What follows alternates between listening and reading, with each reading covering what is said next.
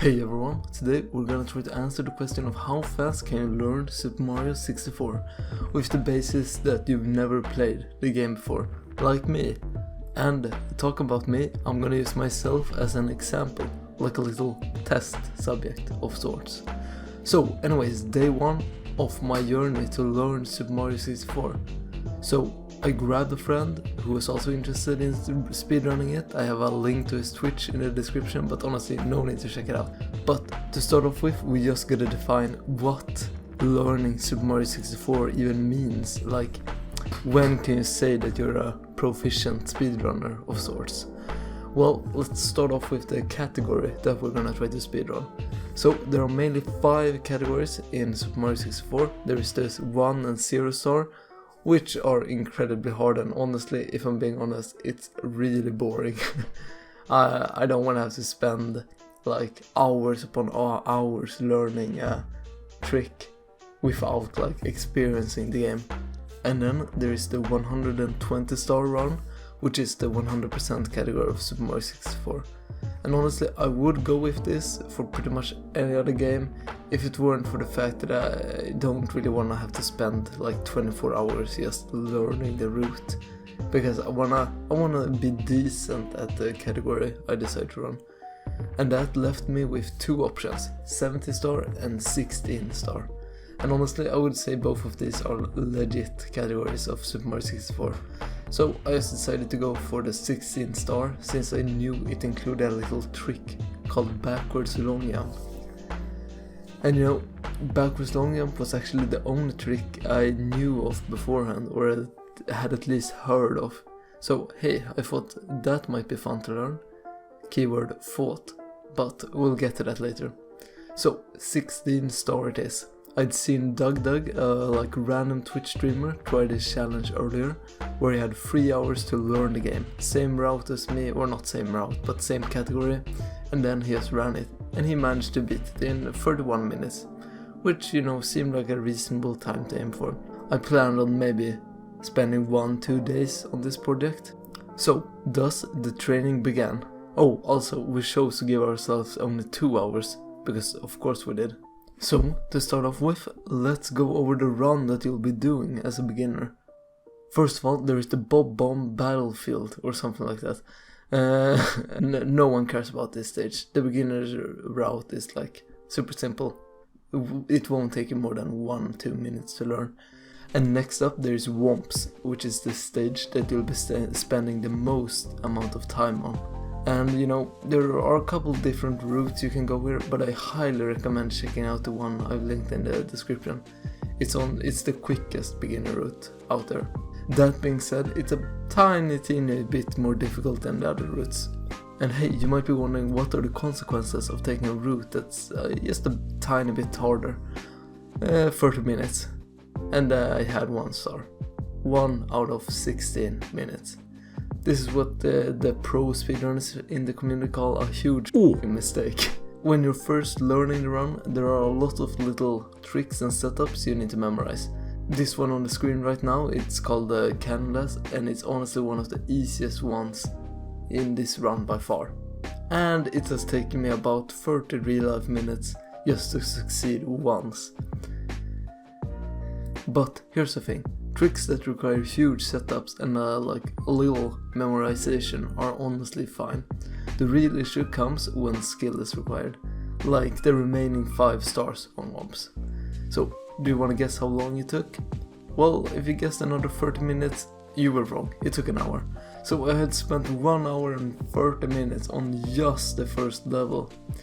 Just to like put this into context, you should be able to beat this level at around like 6-7 minutes in a run, and it had taken me 1 hour and 30 minutes. That being said, it was time to get through to the rest of the game during this remaining 30 minutes I had. Honestly, I was so incorrect about the time estimate I thought this would take that I honestly wish I could have told myself 5 days ago to just not set a time limit. Because honestly, learning the route takes a lot longer if you're not used to playing 3D platformers. One thing I didn't know since earlier is that Doug, the streamer that I kinda got the idea from, actually had played it before. Like, I've never even touched a N64 game earlier. and that's quite a big difference. But we haven't talked about the biggest issue yet, which is the fact that I don't own a GameCube controller. I don't, and I don't really own any other controllers. And you might think, hey, that's not really important, just use the keyboard. But honestly, let me tell you, learning these routes with a keyboard is hell. I constantly needed to reroute my keys, and spinning, quote unquote, spinning the analog stick is insanely more difficult on the keyboard. I mean, I might be overhyping it a bit, but honestly, it probably took 20-30% minimum extra time compared to if I had used just any controller. But anyways, let's get back into the game. So Cool Mountain was the next step, and honestly it was really easy. Or so I thought while learning it, but I managed to just blast through it in a couple of attempts. So why was this so bad? Well, my method was insanely luck based and I didn't really follow the guide to a T. And this led to my future runs being super shitty, and I honestly had to just go back and relearn the technique, because 90% of my runs died on Cool Mountain. So here's one of my biggest tips so far, and that is take your time to learn a stage or trick. You should be able to do the trick at least 75%. Any less than that and you need to practice. That's my main advice. So when an hour was up, I was there on Bowser's, probably around maybe 40% into the game, and 2 hours were up. Both me and my friend knew we wouldn't be able to complete a full run with our current experience, so we decided, hey, let's add an extra hour and we'll be done by then. After defeating Bowser, which was honestly one of the easier parts of the game, believe it or not, I decided to reset, just to practice everything a bit more and to make sure my splits were sorta correct. So I rushed, it took an hour but still, through the game again, and I just rushed through Sand and Lava Land. Honestly, nothing worth noting there, they were pretty easy with my current strats. So Hazy Mazy Cave looks like an insanely hard stage, but honestly it's surprisingly easy. You should be able to pick it up in about 20 minutes. That being said, it was getting really late and honestly I was not able to complete the whole game, even if I had tried. So I had to get it done the next day instead. Just kidding, of course I didn't. I sat up most of the night just grinding through the game. Oh, and I encountered the first big challenge so far in the run for me. Backwards long jumps. This trick requires pretty decent button mashing, which would normally not be an issue for speedrunners. But since I was using a keyboard, spamming a key was a lot more difficult. Oh, also I was kinda shit at timing the frame perfect jumps, so yeah, that's also an issue. So after about an hour of grinding, I got through the doors. Just kidding, I didn't, that would be way too convenient for my sanity.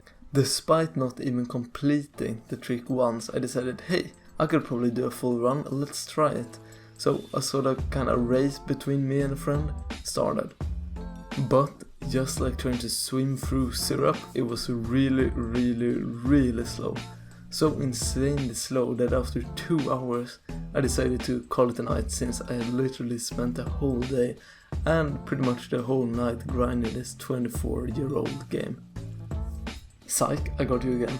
I started the game up at 2 AM again to grind some more. I was really hoping to just complete one run, just to get a closure for the day. So I picked it up from where I left off earlier and quickly made it to the last fight of the entire game, Bowser 3, as it's usually referred to by the community. Here my second major hurdle appeared, once again due to my keyboard. You see, I would usually use my arrow keys to speed Bowser up, but they are kind of jammed on my keyboard. I don't know why, but they're kind of stuck. The thing is, I didn't even consider rebinding these hotkeys because I'm just gonna used to it. So I decided to, hey, let's just live with the fact that I pretty much needed to focus all my energy and concentration on just getting the keys down when I was spinning him up. Thus, when releasing him, I usually just watched through my peripheral view, which meant that it was basically just down to pure luck if I hit my throws or not. Usually I basically didn't even aim for a certain bomb, I just begged to RNGesus. And add to this fact that this was my first time ever fighting Bowser 3 in my entire life. And no, it didn't end well.